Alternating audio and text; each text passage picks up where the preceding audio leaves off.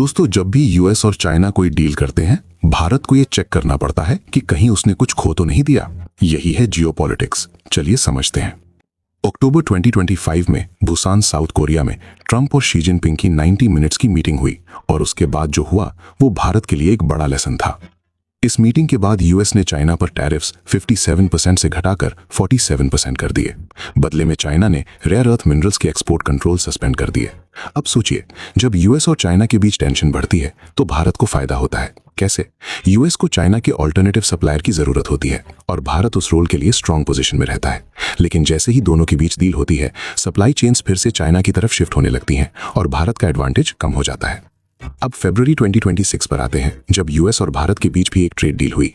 Indian exports पर tariffs 50% से घटकर 18% हो गए, लेकिन इसके बदले में इंडिया को रशियन ऑयल इंपोर्ट्स कम करने पड़े। यानी एक तरफ डील मिली तो दूसरी तरफ कंसेशन भी देना पड़ा। अप्रैल 2026 में ट्रंप बीजिंग जाने वाले हैं, जहां एक और बड़ी यूएस चाइना मीटिंग होने वाली है और सबकी नजर इस मीटिंग पे रहेगी। अगर इन सब डॉट्स को जोड़े तो साफ दिखता है कि भारत इस गेम में हमेशा तीसरा खिलाड़ी रहता है। जब यूएस चाइना टकराते हैं, भारत को अपॉर्चुनिटी मिलती है, और जब दोनों साथ आते हैं, भारत को एडजस्ट करना पड़ता है। यही है असली बैलेंसिंग एक्ट। ये सिर्फ स्ट्रेटेजिक ऑटोनॉमी नहीं, बल्कि एक केयरफुल बैलेंसिंग का खेल है जो भारत को बहुत सोच समझकर खेलना होगा। आपको क्या लगता है, भारत को यूएस का फुल एलाय बन जाना चाहिए या अपनी स्ट्रेटेजिक ऑटोनॉमी बनाए रखनी चाहिए?